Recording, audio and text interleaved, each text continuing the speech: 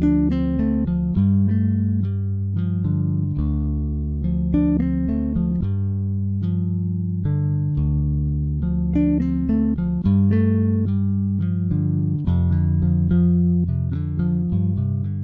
lagi bareng gue Rizal. Kali ini cerita film akan menceritakan alur film berjudul Christopher. Mammootty yang memerankan sebagai polisi anti korup dan tegas bernama Christopher. Ketegasan dan kejujurannya ini menjadikan Christopher memiliki banyak musuh. Satu persatu orang-orang terdekat Christopher termasuk keluarganya menjadi korban dari musuh Christopher itu sendiri. Inilah Christopher dengan berbagai ancaman, dia akan tetap menjadi polisi yang seharusnya. Dan cerita Christopher, si polisi terbaik pun dimulai.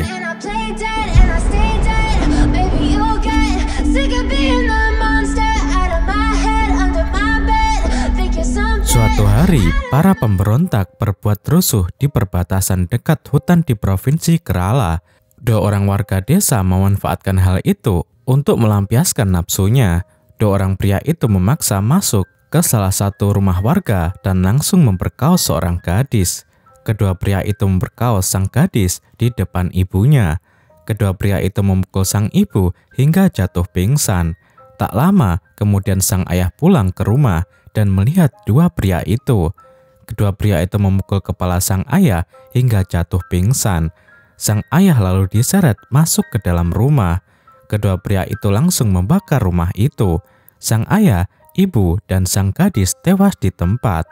Seorang pemuda bernama Christopher melihat kedua pria itu membakar rumahnya. Christopher menangis sejadi-jadinya. Christopher marah besar dan mengambil pisau. Christopher langsung mencari kedua pria itu. Melihat kedua pria itu berpura-pura tidak tahu apa-apa dan bergabung dengan warga desa yang akan dikirim ke pengungsian. Terlihat Kapolda jujur dan baik hati bernama Vetri sedang mengatur para pengungsi. Tiba-tiba Christopher datang dengan meloncat untuk membunuh kedua pria itu. Namun dihadang oleh Vetri. Christopher lalu menceritakan kepada Vetri apa yang sudah dilakukan kedua pria itu. Mendengar cerita Christopher, Vetri terbakar emosinya. Kedua pria itu berusaha kabur melarikan diri. Vetri mengambil pistolnya dan langsung menembaki kedua pria itu. Melihat keberanian dan ketulusan hati Vetri, Christopher bercita-cita ingin menjadi seorang polisi. Beberapa tahun kemudian, Christopher menjadi seorang polisi. Karena kecerdasan dan keberanian Christopher, karir Christopher naik dengan cepat dan diangkat menjadi Kapolres. Christopher menikah dengan ketua DPRD bernama Bina. Bina mempunyai seorang ayah kaya raya yang juga merupakan anggota DPR senior bernama Cako. Terlihat Cako sedang mengadakan pesta di rumahnya. Di lantai atas, Christopher mengobrol dengan polisi korup yang menjadi Kapolsek bernama Abilas. Setelah mengobrol, Christopher turun ke bawah. Christopher melihat asisten rumah tangga Cako bernama Ani sedang menyiapkan makanan bersama putri satu-satunya bernama Sani. Besok pagi, Christopher beraktivitas seperti biasanya. Saat ini, Christopher sedang fokus memberantas para perampok di pedesaan. Christopher mempunyai sahabat sekaligus tangan kanan yang selalu melindungi dirinya bernama Muhammad Ismail. Setelah Christopher dan Ismail mengetahui siapa saja kawanan perampok itu, mereka berdua langsung melakukan pengejaran. Christopher dan Ismail menembaki kawanan perampok itu.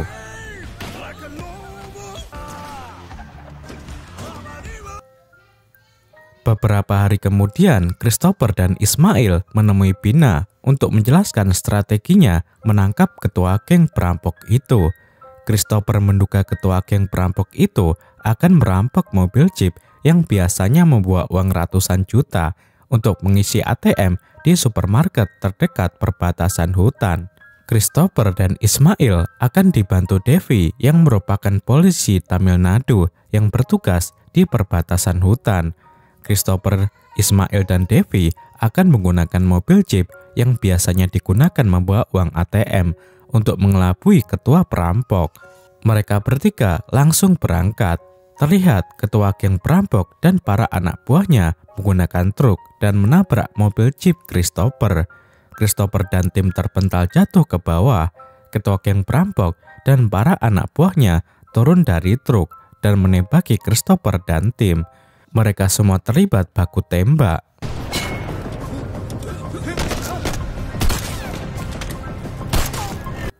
Christopher dan tim menembaki kawanan perampok itu hingga tewas. Christopher juga berhasil menembaki mati ketua geng perampok itu. Namun sayang, baku tembak itu menewaskan Ismail. Christopher sangat terpukul melihat kematian Ismail. Setelah dimandikan dan disolatkan di masjid, jenazah Ismail dibawa ke rumah duka. Semua orang berkumpul di sana. Selama ini, Ismail adalah seseorang duda yang hidup bersama putri satu-satunya bernama Aminah. Paman Aminah yang merupakan seorang polisi ingin membawa dan merawat Aminah, namun Christopher melarang. Christopher akan menjadikan Aminah sebagai anak angkatnya. Suatu hari, Abila sedang melakukan operasi pemberantasan perdagangan manusia. Dalam operasi itu, Abila menangkap Sebastian yang tidak lain adalah adik Bina. Tanpa sepengetahuan Christopher, Abila menelepon Bina dan memberitahukan hal itu. Bina lalu meminta bantuan sang ayah. Cako langsung mendatangi Abilas dan membebaskan Sebastian. Akhirnya, Christopher mengetahui semua skenario itu.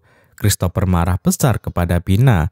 Christopher menemui Abilas untuk menanyakan detail kasus Sebastian. Christopher membaca file-file kasus Sebastian. Christopher baru tahu Sunny adalah salah satu korban Sebastian dan sejak beberapa hari lalu Sunny dinyatakan menghilang. Christopher langsung bergerak cepat mencari Sunny. Christopher menemui Annie dan bertanya mengenai Sunny. Sembari menangis, Annie mengatakan terakhir kali Sunny pergi izin kepadaku karena dipanggil Sebastian. Christopher yakin Sebastian tahu di mana keberadaan Sunny. Christopher menemui Abilas lagi dan membicarakan kasus hilangnya Sunny. Namun Abilas tidak ingin membahas kasus itu karena sudah mendapatkan uang suap dari Cako ratusan juta. Christopher mengatakan, Abilas, masyarakat tidak percaya dengan polisi karena orang-orang sepertimu ada di kepolisian. Setelah mendapatkan informasi dari salah satu pegawai Sebastian, Christopher tahu di mana keberadaan Sunny. Christopher dan tim forensik langsung mendatangi pabrik Sebastian dan menangkap Sebastian. Anak buah Christopher menghancurkan patung-patung di pabrik Sebastian. Di sana, kepolisian menemukan rambut Sunny. Ternyata, Sebastian telah membunuh Sunny. Tubuh Sunny dilenyapkan melalui mesin. Salah satu pegawai Sebastian yang melihat pembunuhan itu memberitahu Christopher. Christopher baru sadar ternyata adik iparnya adalah seorang psikopat. Cako marah besar kepada Christopher karena menangkap Sebastian. Bina justru berpihak kepada Cako. Christopher tidak peduli dan tetap akan membawa Sebastian ke pengadilan. Besok pagi, Christopher bersiap-siap untuk membawa Sebastian ke pengadilan. Abilas dan Cako terus memantau Sebastian. Annie berjalan mendekati Sebastian untuk menampar Sebastian. Belum ditampar, Sebastian justru mengamuk dan menendang Annie hingga jatuh tersungkur. Sebastian lalu mengambil senjata dan berusaha memukul Annie. Christopher langsung menembak tepat ke jantung Sebastian. Cako murka kepada Christopher. Christopher menyerahkan pistolnya kepada Abilas. Christopher menjalani sidang etik di kepolisian dan dinyatakan tidak bersalah. Christopher lalu bercerai dengan Bina dan hidup bersama Aminah kecil.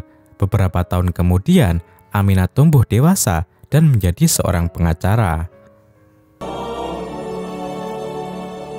Satu hari, seorang ibu bernama Agnes mendatangi kantor polisi untuk melaporkan hilangnya dua orang gadis kakak beradik bernama Vidya dan Kavita. Vidya dan Kavita adalah tetangga Agnes yang merupakan yatim piatu. Kepolisian langsung mencari Vidya dan Kavita. Besok pagi, kepolisian menemukan mayat Vidya. Vidya diperkaos dengan membabi buta. Berita ini menjadi trending topik di sosial media. Masyarakat mendesak kepolisian agar segera menangkap pelakunya. Gubernur Provinsi Kerala terus mendesak kepolisian agar segera menangkap pelakunya. Kepolisian terus bergerak cepat mencari pelakunya. Christopher pergi ke rumah sakit untuk menjenguk Kavita yang masih hidup. Kavita tidak diperkaos. Kavita hanya dipukul pelaku hingga pingsan. Di hadapan Kavita yang terbaring lemah, Christopher berjanji akan menghabisi pelaku. Christopher langsung menangkap dua orang pelaku bernama Rajan dan Kanan. Kepolisian menginterogasi mereka berdua. Rajan menceritakan semua kronologi pemerkosaan dan pembunuhan Vidya. Setelah itu, kepolisian membawa Rajan dan Kanan untuk melakukan reka ulang. Ayah Rajan yang merupakan anggota DPR juga menonton reka ulang itu. Ayah Rajan berjanji akan membebaskan Rajan. Setelah Rajan dan Kanan selesai melakukan reka ulang, anak buah Christopher menjebak Rajan dan Kanan dan memerintahkan mereka berdua untuk kabur melarikan diri. Tanpa berpikir panjang, Rajan dan Kanan kabur melarikan diri. Christopher langsung menembaki Rajan dan Kanan. Berita penembakan Rajan dan Kanan viral di sosial media. Masyarakat mendukung penuh penembakan itu. Masyarakat sangat mengagumi Christopher. Masyarakat menyebut Christopher sebagai malaikat pencabut nyawa. Ayah Rajan tidak terima atas penembakan itu. Christopher mulai diserang beberapa anggota DPR yang korup. Gubernur Kerala memerintahkan untuk menangkap dan mengadili Christopher yang seenaknya menegakkan keadilan dengan caranya sendiri. Gubernur lalu memanggil Wakapolda bernama Diles dan Bina untuk mendiskusikan masalah ini. Mereka sepakat menunjuk seorang poluan muslimah bernama Suleha untuk mengusut kasus penembakan Rajan. Kapolda Kerala yang korup bernama Askar Ali langsung memanggil Suleha. Askar berharap Suleha bisa membeberkan bukti-bukti penembakan Rajan dan segera menangkap Christopher. Suleha mulai melakukan investigasi. Suleha melakukan rapat dengan timnya dan menyusun strategi. Suleha menemui beberapa orang seperti Abilas dan lain-lain untuk bertanya mengenai masa lalu Christopher. Setelah mendengar cerita masa lalu Christopher, Suleha kagum dengan keberanian Christopher. Namun Suleha tetap akan menangkap Christopher. Suleha memerintahkan anak buahnya untuk membututi pergerakan Christopher. Suatu hari, seorang pemuda bernama Binu marah kepada seorang muslimah bernama Suhra karena cintanya ditolak. Binu membakar Suhra di depan kedua orang tua Suhra. Suhra terluka parah dan dilarikan ke rumah sakit. Ayah Suhra bernama Salam Muhammad melaporkan hal ini kepada Aminah dan Christopher. Aminah dan Christopher sedih mendengar cerita Salam Muhammad. Aminah dan Christopher menjenguk Suhra di rumah sakit. Christopher sedih melihat wajah Suhra yang hancur akibat luka bakar. Christopher menepuk pundak ibunda Suhra dan mencoba menenangkan ibunda Suhra. Christopher berjanji akan membunuh Binu. Christopher mulai menyusun rencana. Christopher tahu ia sedang dibuntuti anak buah Suleha. Karena itu, Christopher mengelabui Suleha dan anak buahnya dengan pergi ke bandara agar terlihat seakan-akan Christopher sedang berada di luar kota. Setibanya di bandara, Christopher kembali ke rumah dengan menggunakan perahu bot. Dengan cepat, Christopher langsung menangkap Binu. Di tempat yang sepi dekat sungai, Christopher langsung membakar Binu hidup-hidup.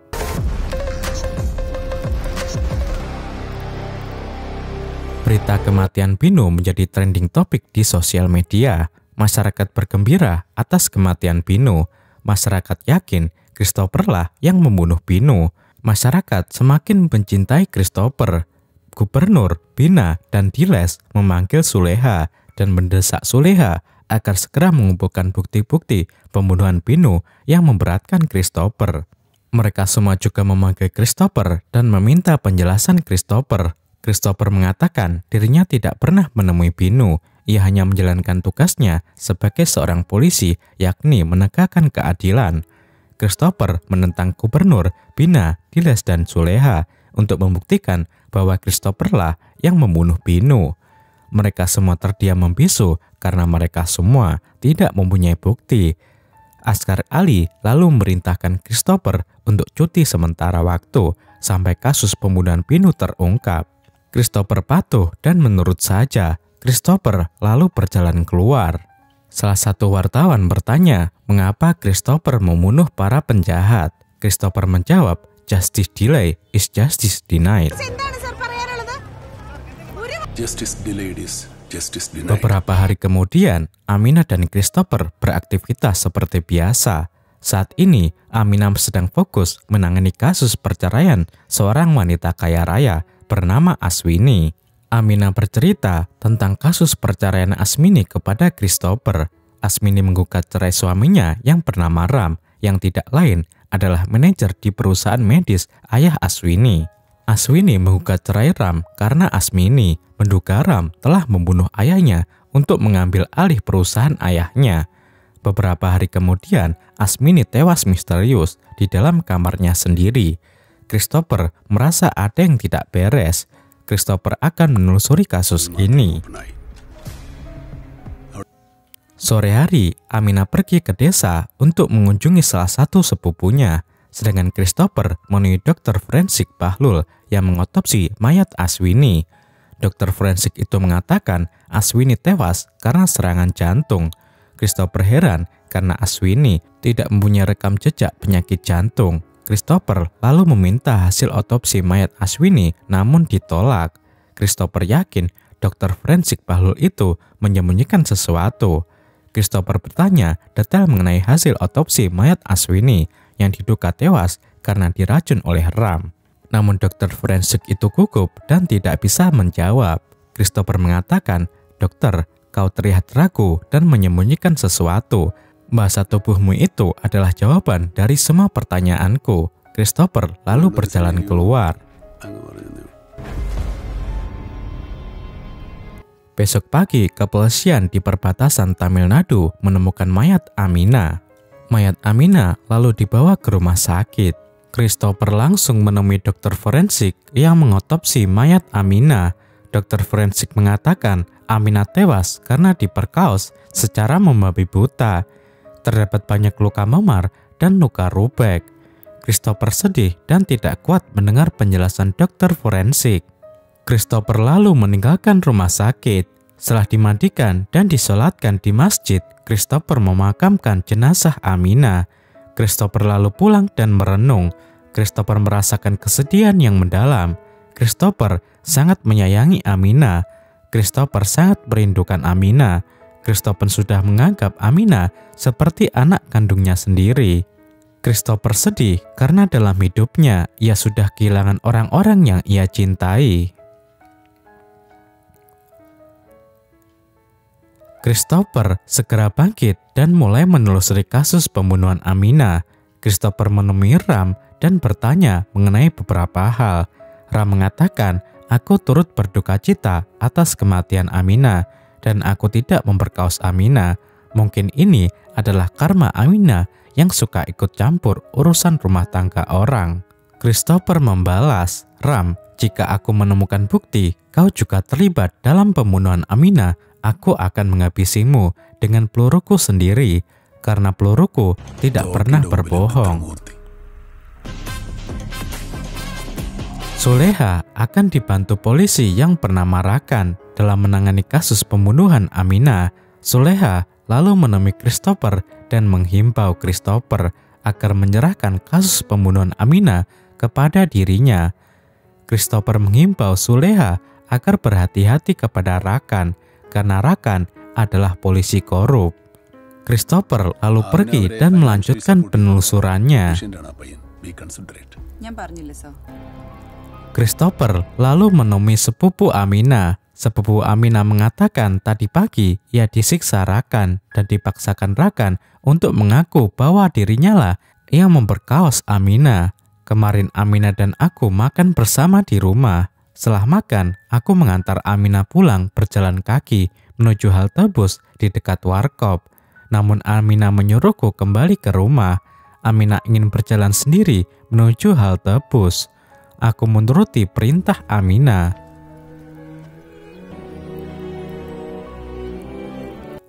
Setelah itu, Christopher pergi menemui pemilik warkop yang berada dekat dengan halte bus.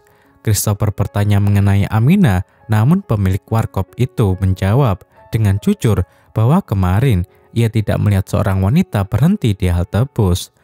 Christopher lalu bertanya apakah ada orang yang tinggal di sepanjang jalan ini. Pemilik warkop memberitahu ada satu orang Tamil bernama Muthu yang hidup di pinggir jalan ini. Christopher lalu berjalan ke rumah Muthu. Melihat kedatangan Christopher, Muthu kabur melarikan diri lewat pintu belakang. Christopher langsung mengejar Muthu. Terlihat Muthu dan temannya minum teh sejenak di terminal. Dari belakang, Christopher muncul dan menghampiri Muthu. Muthu dan temannya berusaha mengajar Christopher. Mereka bertiga terlibat baku hantam.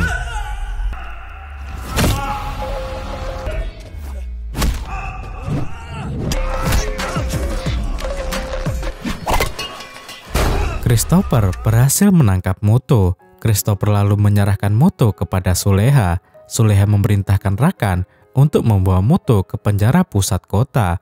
Besok pagi, sebelum Rakan membawa Muthu ke penjara pusat kota, Rakan menemui pengusaha catering bernama Suresh yang merupakan teman Muthu. Ternyata selama ini Rakan dan Suresh berkomplot dan menjadi anak buah Ram. Suresh memberikan ide kepada Rakan agar melepas borgol Muthu di tengah jalan dekat hutan. Dengan begitu, Muthu bisa kabur melarikan diri. Rakan setuju dengan Suresh. Rakan membicarakan hal itu dengan Muthu. Berapa menit kemudian, Rakan dan dua anak buahnya membawa Muthu ke penjara pusat kota. Di tengah perjalanan, Rakan berhenti karena ada batang pohon yang menghalangi jalan yang sengaja dijatuhkan anak buah Suresh. Muthu lalu meminta izin membuka borgol untuk buang air kecil. Setelah itu, Rakan memberikan kode kepada Muthu untuk mulai berlari. Muthu langsung kabur melarikan diri. Tiba-tiba dari arah hutan ada seseorang yang menembaki Rakan. Rakan ketakutan dan berusaha berlindung. Muthu terus berlari melalui hutan. Dari belakang, Christopher muncul dan mengejar Muthu. Christopher berhasil menangkap Muthu. Christopher membawa Muthu ke gudang tua di dekat hutan. Christopher lalu memanggil Suleha. Suleha menegur Christopher yang seenaknya menyekap Muthu. Christopher lalu menodongkan pistol kepada Muthu dan memaksa Muthu agar menceritakan kronologi pembunuhan Amina kepada Suleha. Muthu mengatakan, sore itu aku melihat Amina berjalan sendirian menuju halte bus. Aku lalu memukul Amina dengan kayu hingga pingsan. Aku memperkaos Amina dan menusuk Amina dengan benda tumpul. Itu semua aku lakukan sesuai perintah Suresh. Setelah Muthu bercerita, Christopher mengatakan, Suleha, sistem di kepolisian sudah bobrok dan tidak bermoral. Sekarang aku berikan kau dua opsi. Opsi pertama, kau membawa Muthu ke penjara. Namun jika Muthu kabur melarikan diri, kau akan berhadapan denganku. Opsi kedua, serahkan Muthu kepadaku. Suleha memilih opsi kedua. Tanpa basa-basi, langsung menggantung Muthu dengan tali. Mendengar tewasnya Muthu, Rakan menemui Ram dan membicarakan hal ini. Ram memerintahkan Rakan untuk membunuh Suresh agar Christopher tidak mempunyai bukti keterlibatan Ram atas pembunuhan Amina. Rakan langsung melakukan apa yang diperintahkan Ram. Untuk sementara waktu, Ram akan tinggal di hotel yang terletak di provinsi Karnataka demi melindungi dirinya dari Christopher. Di dalam hotel, Ram berbicara dengan Askar Ali melalui WhatsApp. Ternyata selama ini Askar Ali yang membackingi Ram dalam menyelundupkan obat terlarang melalui perusahaan medisnya. Askar Ali adalah kapolda korup yang sudah menerima banyak uang dari Ram. Malam hari, Suresh menemui Rakan di tempat sepi di perbatasan provinsi Karnataka. Rakan menodongkan pistol dan bersiap untuk membunuh Suresh. Tiba-tiba Christopher muncul dan menembak tangan Rakan. Christopher menodongkan pistol dan bertanya, Rakan, siapa yang menyuruhmu membunuh Suresh? Rakan menjawab, Ram yang menyuruhku membunuh Suresh. Mendengar hal itu, Suresh marah besar. Christopher lalu menembak tepat ke jantung Rakan hingga tewas. Suresh, Christopher mengatakan kepada Suresh, Suresh, sekarang aku berikan kau 2 opsi. Opsi pertama, aku menembakmu sekarang juga di sini. Opsi kedua, kau ambil pistolku dan kau tembak kepala Ram. Suresh memilih opsi kedua. Suresh mengambil pistol Christopher dan pergi ke hotel Ram. Setibanya di kamar hotel, Suresh langsung menodongkan pistol kepada Ram. Ram menendang Suresh dan langsung merebut pistol Suresh. Ram lalu menembak kepala Suresh. Di saat bersamaan, Kapolda yang bersih dan jujur bernama Sankar mendatangi kamar hotel Ram. Ram tertangkap basah telah membunuh Suresh. Kepolisian langsung menangkap Ram. Christopher datang dan mengatakan, Ram, tidak semua polisi bisa kau jadikan anak buahmu. Ram membalas, Christopher, sekarang kau tidak bisa menembakku dan penjara adalah tempat yang paling aman untukku. Ram lalu dijebloskan ke dalam penjara. Di dalam penjara, kepala sipir penjara yang korup bernama Hari akan digantikan oleh polisi bernama Saji. Saji akan menjadi kepala sipir penjara yang baru. Hari senang karena Saji adalah salah satu anak buah Askar Ali yang setia. Hari yakin Saji akan melindungi Ram. Hari lalu mengenalkan Saji kepada Ram. Terlihat Ram mendapatkan sel khusus yang terdapat AC dan teko untuk membuat kopi. Sel Ram juga dilengkapi layar televisi. Saji mengatakan, Ram, apapun yang kau inginkan, kau bisa memberitahuku, karena aku akan menuruti semua permintaanmu. Setelah melengkapi laporan investigasi kasus penembakan Rajan dan juga kasus pembunuhan Binu, Soleha menemui Bina. Soleha mengatakan dirinya tidak menemukan bukti Christopher melakukan penembakan dan pembunuhan itu. Soleha mengatakan, Bu Bina, aku mendukung penuh apa yang dilakukan Christopher, karena Christopher adalah polisi yang sebenarnya. Seharusnya semua polisi harus menjadi seperti Christopher yang baik hati, tegas, dan pemberani. Ini laporan saya. Sekarang saya pasrah terhadap keputusan Ibu dan Bapak Askar Ali. Bina terdiam membisu. Seketika itu, Bina rindu dengan Christopher, sang mantan suami. Askar Ali lalu menelepon Ram dan memberitahu bahwa Perdana Menteri baru saja menelepon Askar Ali dan memerintahkan Askar Ali untuk segera mengembalikan tugas Christopher sebagai polisi. Perdana Menteri mendukung penuh apa yang sudah dilakukan Christopher. Askar Ali mengatakan kepada Ram agar tidak usah khawatir karena Saji akan selalu melindungi Ram di dalam penjara. Ram memerintahkan Saji untuk memanggil Christopher ke dalam penjara karena Ram ingin berbicara empat mata dengan Christopher. Tak lama kemudian, Christopher mendatangi Ram di dalam selnya. Ram mengatakan, Christopher, penjara ini adalah tempat teraman bagiku. Kau tidak akan bisa menyentuhku di sini. Christopher, kecantikanmu kepada orang-orang yang kau sayangi justru akan membuat dirimu kehilangan mereka. Christopher, aku tidak akan tinggal diam. Aku akan membuatmu semakin menderita atas kehilangan orang-orang yang kau sayangi. Christopher hanya tersenyum sinis mendengar ocehan Ram. Setelah itu, Christopher berjalan keluar dari penjara. Dan samhara Murtya. Di dalam mobil, Bina menelepon Christopher dan mengajaknya bertemu. Bina ingin rujuk kembali dengan Christopher. Tiba-tiba Christopher mengingatkan kata-kata Ram yang baru saja Ram katakan. Christopher merasa Ram akan membunuh Bina. Christopher lalu menelepon Bina dan memerintahkan Bina agar tidak keluar dari kamarnya. Christopher langsung pergi ke rumah Bina. Setibanya di rumah Bina, Christopher menutup hidungnya dan mendobrak pintu kamar Bina. Terlihat Bina sudah tidak bernapas. Ternyata Bina diracun melalui udara AC di kamarnya. Christopher menyesal karena menyuruh Bina untuk tetap berada di dalam kamar yang akhirnya membuat Bina tewas diracun melalui udara AC. Christopher sedih karena sudah kehilangan orang-orang yang ia cintai.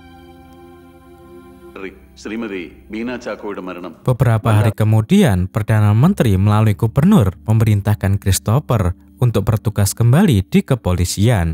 Ram geram mendengar hal itu. Christopher juga diangkat menjadi Kapolda Kerala menggantikan Askar Ali. Christopher langsung bertugas dan melanjutkan aksinya. Di penjara, Saji secara tiba-tiba membuka sel Ram dan memperkenalkan Ram dengan salah satu keluarga Saji. Tidak banyak orang tahu mengenai keluarga Saji. Ternyata yang datang adalah Christopher. Saji adalah paman Amina yang sudah lama menjadi polisi. Ketika Saji hendak merawat Amina, Christopher melarang dan menghimbau Saji agar tetap fokus di kepolisian. Selama ini, Saji adalah mata-mata Christopher. Christopher mengatakan, Ram, tidak semua polisi bisa kau bayar dengan uang harammu itu. Ram lalu merebut pistol Saji dan berusaha menembak Christopher. Christopher merebut pistol itu dan membanting Ram. Christopher langsung menembaki Ram. Beberapa minggu kemudian, Christopher mendatangi rumah Kavita. Christopher akan menjadikan Kavita sebagai anak angkatnya. Christopher berharap suatu saat nanti Kavita akan menjadi pengacara seperti Amina dan melanjutkan perjuangan Amina. Dan film pun berakhir.